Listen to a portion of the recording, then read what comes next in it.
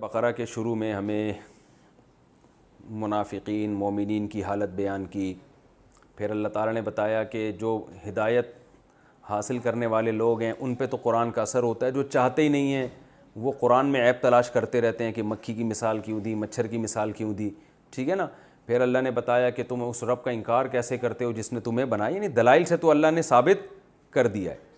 اب یہ دنیا میں ایک سب سے بڑا مسئلہ ہمیشہ سے اس پر بات ہوئی ہے کہ انسانیت کی ابتدا کیسے ہوئی۔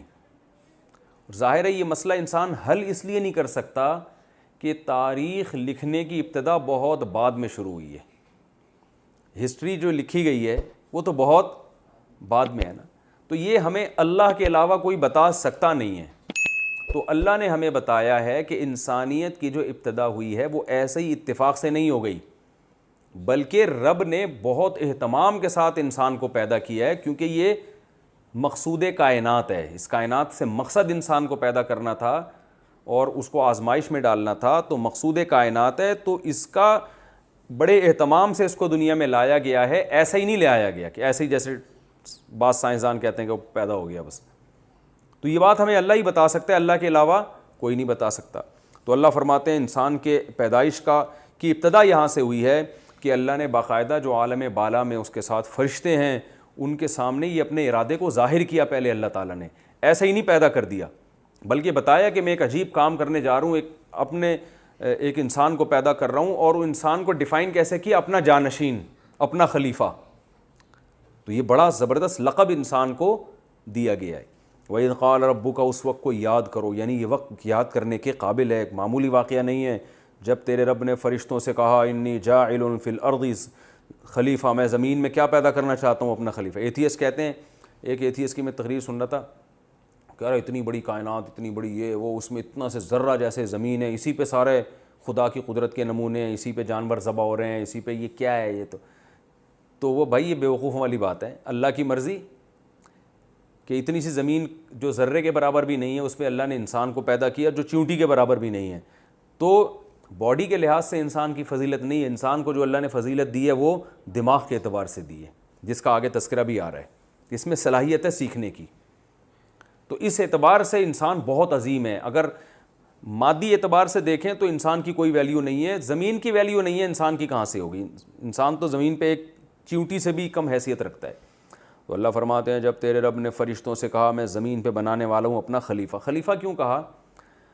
خلیفہ اسے کہتے ہیں جو نائب ہو، جو کام کرے اصل کے۔ تو اللہ یہ چاہتے تھے کہ زمین کی اللہ نے سلیکشن کی ہے، کیونکہ حیات اللہ نے زمین پہ پیدا کی ہے، تو اللہ یہ چاہتے تھے کہ یہاں ایک ایسی مخلوق ہو جو میرے احکامات کو نافذ کرے زمین پہ باقاعدہ۔ اسی سے جہاد کی اہمیت بھی ثابت ہوتی ہے، اسی سے اسلامی حکومت کی اہمیت بھی ثابت ہوتی ہے۔ یہ جو لوگ کہتے ہیں نا کہ اسلامی حکومت کی کیا ضرورت ہے، بس مذہبی آزادی ہونی چاہیے، جس نے جو چاہے عبادت کرے، حکومت لبرل ہو سیکولر ہو، اس میں اس کی نفی ہے، کیونکہ حکومت اللہ کی نائب ہوتی ہے جو اللہ کے احکام زمین پہ نافذ کرتی ہے۔ تو نفاذ الگ چیز ہے اور انفرادی طور پر شریعت کے احکام کو فالو کرنا یہ الگ چیز ہے۔ تو انسان کی پیدائش کا بنیادی مقصد صرف یہ نہیں ہے کہ انسان اللہ کے حکام کو فالو کرے، بلکہ اللہ کے حکام کو زمین پر نافذ کرے۔ تو خلیفہ جو ہوتا ہے نا وہ نافذ کرتا ہے، تو انسان کا لقب خلیفہ ہے کہ اللہ کے کیونکہ اللہ بھی نافذ کرتا ہے نا، بادشاہ ہے، تو انسان بھی زمین پہ بادشاہ بنے گا،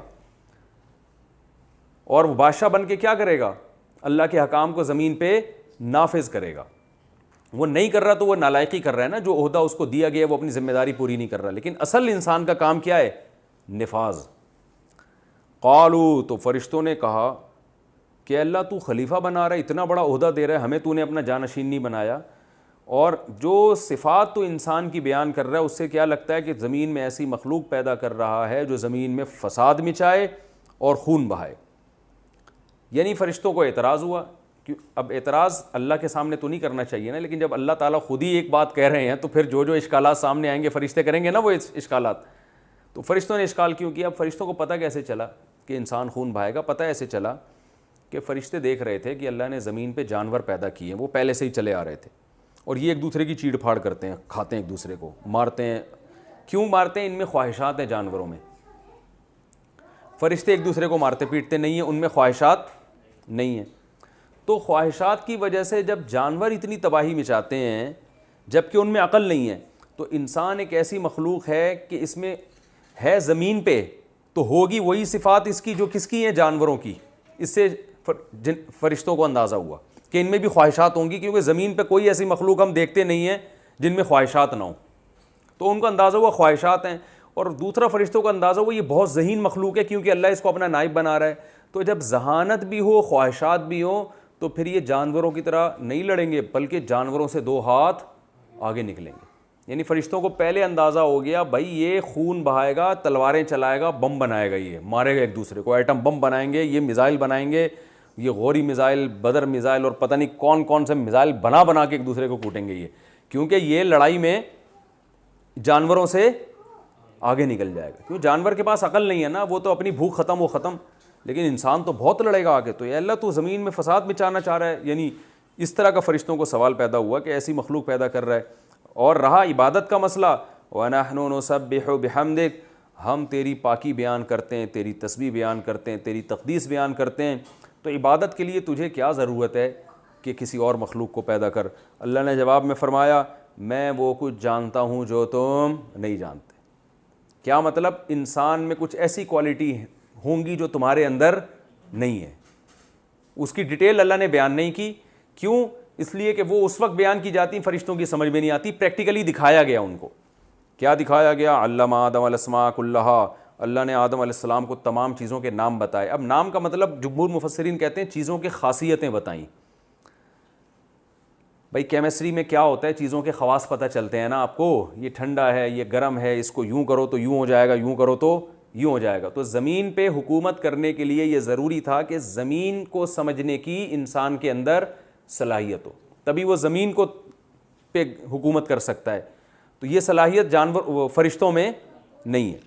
تو چیزوں کے خواص پھر ان کو فرشتوں کے سامنے پیش کیا. فرشتوں سے کہا تم ان چیزوں کے نام بتاؤ، یعنی ان چیزوں کی حقیقت بتاؤ کیا ہے یہ. فرشتوں نے کہا ہم نہیں جانتے. وہ پہچان ہی نہیں سکتے کہ فقال انبئونی باسماء ہؤلاء ان کنتم صادقین، اگر تم اپنے دعوے میں سچے ہو. یعنی دعویٰ تمہارا کیا تھا کہ انسان کو پیدا نہیں ہونا چاہیے، ٹھیک ہے نا، ہم کافی ہیں. تو اگر تم اس دعوے میں سچے ہو تو تم ان چیزوں کے نام بتاؤ، یعنی ان چیزوں کی خاصیتیں بتاؤ. تو فرشتے کہنے لگے اے اللہ تو ہر عیب سے پاک ہے. یعنی تو نے اگر آدم کو پیدا کیا ہے تو یہ کوئی نقص کی بات نہیں ہے، کیونکہ تو ہر عیب سے پاک ہے. تو کوئی ایسا کام کر ہی نہیں سکتا جس میں کوئی عیب ہو، کیونکہ تو عیب سے پاک ہے.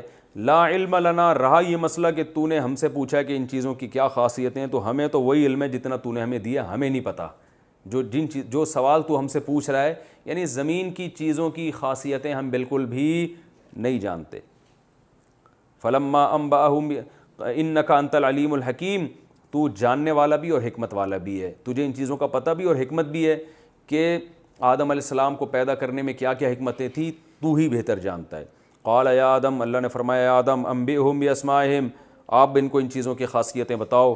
جب آدم علیہ السلام نے ایک ایک چیز کی خاصیت بیان کی، قال، تو اللہ نے فرمایا فرشتوں سے الم اقل لکم، میں نے تمہیں کہا نہیں تھا. دیکھیں اس وقت اللہ نے فرشتوں کو جواب تفصیل سے نہیں دیا تھا. فرشتوں نے کہا کہ ایسی مخلوق پیدا کر رہا ہے جو زمین میں خون بہائے گی. تو اللہ نے یہ نہیں کہا کہ نہیں بہائے گی، بلکہ اللہ نے کہا بھائی مجھے پتہ ہے، تمہیں نہیں پتہ، ٹھیک ہے نا. تو اس میں ایک گویا یہ جب عام زبان میں ایسا جواب دیا جاتا ہے تو اس کا مطلب یہ ہوتا ہے آپ جواب سے کیا کر رہے ہیں؟ بھاگ رہے ہیں، فرار اختیار کر رہے ہیں، گویا آپ کے پاس جواب ہے نہیں. تو یہ ایک وہم ہو سکتا ہے نا. تو اللہ فرما رہے ہیں کہ جب آدم علیہ السلام نے ان چیزوں کی خاصیتیں بیان کرنا شروع کی تو اللہ نے فرمایا میں نے تم سے کہا نہیں تھا کہ میں وہ کچھ جانتا ہوں جو تم نہیں جانتے. یعنی میں زمین اور آسمان کے غیب جانتا ہوں، تم نہیں جانتے. تو میں یہ جانتا تھا کہ جو مخلوق میں پیدا کر رہا ہوں اس کے اندر علم کی صلاحیت ہے، وہ اس کو سکھایا تو سیکھ گیا، تمہیں سکھاؤ تو تم نہیں سیکھ سکتے. تو یہ اس کے اندر ایک کوالٹی ہے جس کی وجہ سے زمین پر اس کو خلافت کا حق ہے. خلافت پھر جانوروں پر بھی ہوگی، اس کی ہر چیز اس کے تابع ہوگی، ہر چیز اس کے ماتحت ہوگی. وما تبدون وما کنتم تکتمون، اور میں وہ بھی چیزیں بھی جانتا ہوں جو تم ظاہر کرتے ہو اور وہ چیزیں بھی جانتا ہوں جو تم چھپاتے ہو. پھر جب فضیلت ثابت ہو گئی نا آدم علیہ السلام کی فرشتوں پر کہ بھئی اس کے میٹیریل کو تو دیکھتے ہو مٹی سے بنا ہے، لیکن اس کے اندر جو دماغی صلاحیتیں ہیں وہ تم سے زیادہ ہیں. اب آدم کی جب فضیلت ثابت ہوئی ہے تو پھر اللہ نے کہا اس آدم کو کیا کرو تم سجدہ کرو، کیونکہ اب ایک دلائل سے اللہ نے ثابت کر دیا کہ یہ تم سے افضل ہے۔ پہلے بھی اللہ حکم دیتے تو فرشتے سجدہ کر لیتے، لیکن ایک چیز کو اللہ نے ان کے سامنے جو ہے نا ثابت کیا، تو حکم دیا سجدہ کرو، تمام فرشتوں نے سجدہ کیا مگر شیطان نے نہیں کیا۔ اب سوال یہ پیدا ہوتا ہے شیطان تو فرشتہ تھا ہی نہیں، اللہ تو حکم دے رہے ہیں کہ فرشتوں کو کہ سجدہ کرو، مگر اللہ کہہ رہے ہیں سب نے کیا مگر شیطان نے نہیں کیا۔ تو بات یہ، اس کو کہتے ہیں دلالت النص، کہ جب فرشتوں کو حکم دیا جا رہا ہے کہ آدم کو سجدہ کرو، تو جنات تو فرشتوں سے کم درجے کی چیز ہے، وہ تو بطریق اولیٰ اس میں داخل ہیں، تو اس لیے ضمناً ان کو بھی آرڈر خود بخود ہو گیا تھا، تو اس لیے سب نے کیا مگر شیطان نے نہیں کیا۔ ابا، اس نے انکار کیا، واستکبرا، اور تکبر کیا اس نے، وکان من الکافرین، اور تھا کس میں؟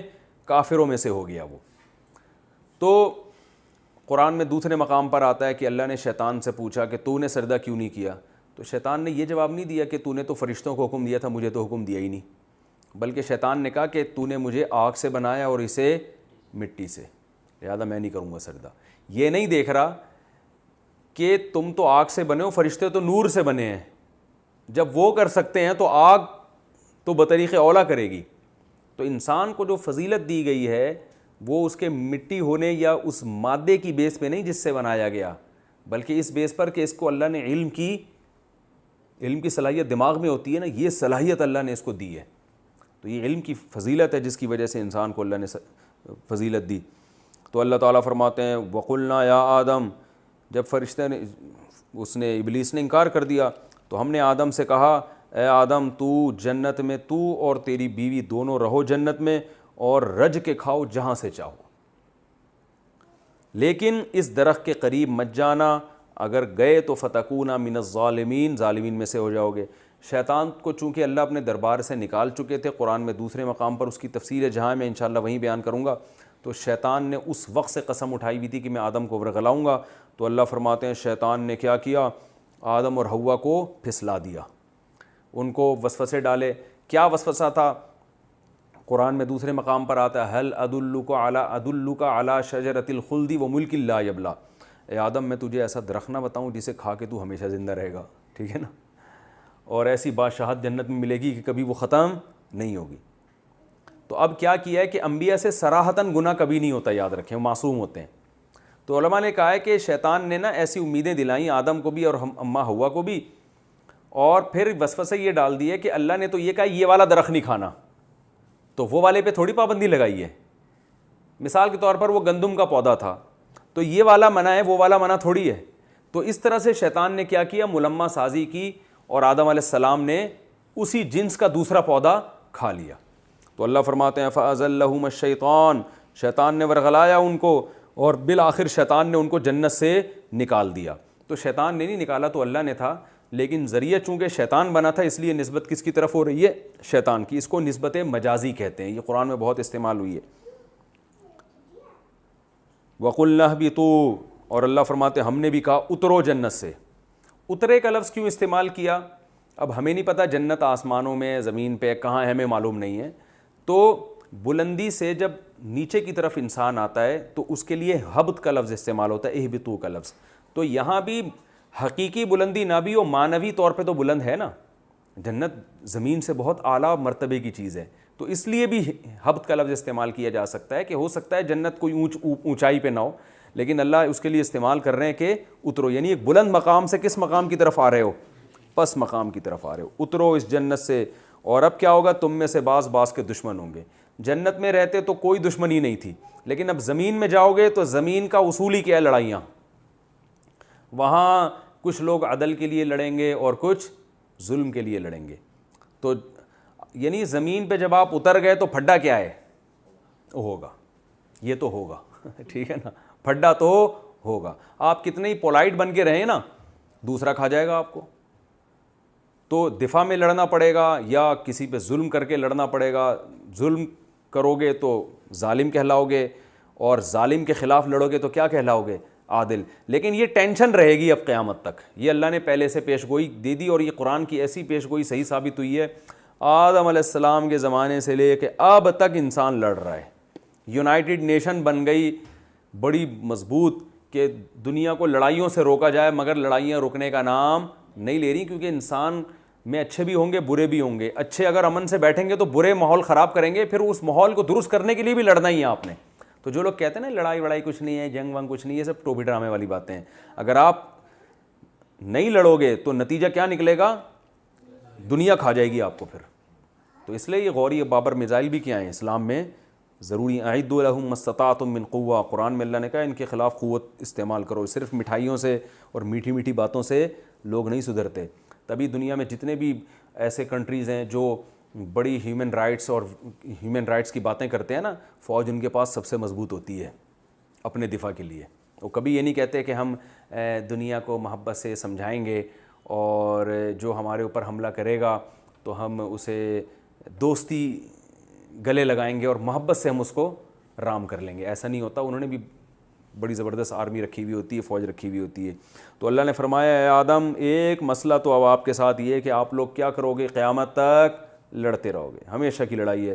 وَلَكُمْ فِي الْأَرْضِ مُسْتَقَرٌّ، اور زمین میں آپ کا ایک ٹھکانہ ہے اور کچھ دن کے لیے متاع ہے، کچھ ساز و سامان آپ کو کچھ دن کے لیے ملے گا، کچھ وقت کے لیے. تو یہ جتنے بڑے بڑے بحریہ ٹاؤن کے پلاٹ اور ورلڈ ٹریڈ سینٹر کی بلڈنگ ہے، اس کو اللہ کیا کہہ رہا ہے؟ متاعن، تھوڑا سا سامان ہے، تھوڑے دنوں کی کچھ انٹرٹینمنٹ کا کچھ سامان آپ کو دنیا میں ملے گا. وہ جنت ابھی نہیں ملے گی، جنت اب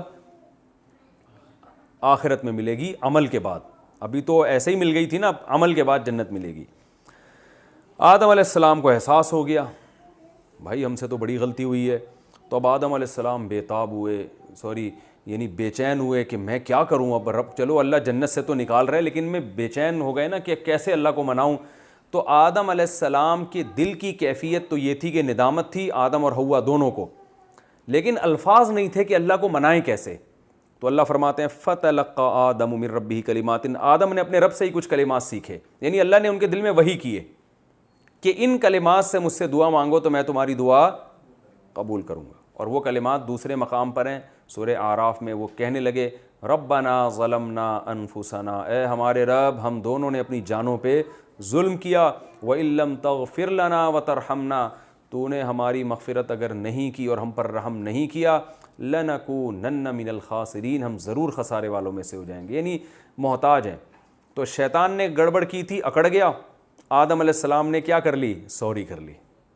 اللہ کے سامنے سوری کر لیا، اے اللہ تو اب رحم کرے گا تو ہم بچیں گے، ورنہ تباہ ہو گئے ہم. تو اللہ فرماتے ہیں فتاب علیہ، بس اللہ نے توبہ قبول کر لی. انہ، بے شک وہ اللہ، هو التواب، بہت زیادہ توبہ قبول کرنے والا ہے، الرحیم، بہت رحم کرنے والا. تو اللہ نے توبہ تو قبول کر لی آدم علیہ السلام کی، لیکن کہا اب واپسی نہیں ہے. رہنا کہاں ہے؟ زمین پہ ہی رہنا ہے، کیونکہ اصل کس کے لیے بنایا گیا تھا؟ زمین ہی کے لیے بنایا گیا تھا. قلنا اہبطوا، آدم تو اب آپ سب یہاں سے چلے جاؤ. سب تو تھے نہیں اس وقت، لیکن مراد یہ کہ آپ بھی اور آپ کی اولاد بھی اب وہیں رہے گی، تو وہ بھی آپ کی پشت کے ذریعے زمین پہ جا رہی ہے، کیونکہ آدم علیہ السلام ہی سے پیدا ہونا تھا نا سب نے. تو سب اب زمین پہ جا کے رہو. پھر فَإِمَّا يَأْتِيَنَّكُم مِّنِّي هُدًى، اور اب میری طرف سے جب کوئی ہدایت آئے گی آپ کے پاس تو جو میری ہدایت کی اتباع کرے گا اس پر کوئی خوف اور کوئی غم نہیں ہوگا. یعنی وہ جنت میں دوبارہ چلا جائے گا اور اس میں یہ پابندیاں بھی نہیں ہوں گی کہ اس درخت کے قریب مت جانا اور یہ نہ کرنا وہ نہ کرنا. کوئی خوف اور کوئی غم نہیں ہوگا. مطلب کیا ہے کہ اس جنت میں داخلہ عمل کے ذریعے ہوگا. تو میری طرف سے جو ہدایت آئے گی وہ پیغمبروں کے ذریعے، آسمانی کتابوں کے ذریعے، وہ قیامت تک ہدایت کا سلسلہ چلتا رہے گا. آخری نبی رسول اللہ صلی اللہ علیہ وسلم، تو ان کی نبوت قیامت تک باقی رہے گی اور ان کی کتاب بھی قیامت تک باقی رہے گی، اور ان سے پہلے بھی پیغمبر آتے رہیں گے. تو جب کسی کے پاس کوئی ہدایت نامہ آئے گا، جو اس ہدایت کو فالو کرے گا وہ تو کامیاب ہوگا. والذین کفروا وکذبوا بآیاتنا، اور جو اس ہدایت کا انکار کریں گے اور ہماری آیات کو، نشانیوں کو جھٹلائیں گے، یہ آگ والے لوگ ہوں گے جس میں یہ ہمیشہ رہیں گے. تو اب وہ اس جنت میں دوبارہ داخل نہیں ہو سکتے.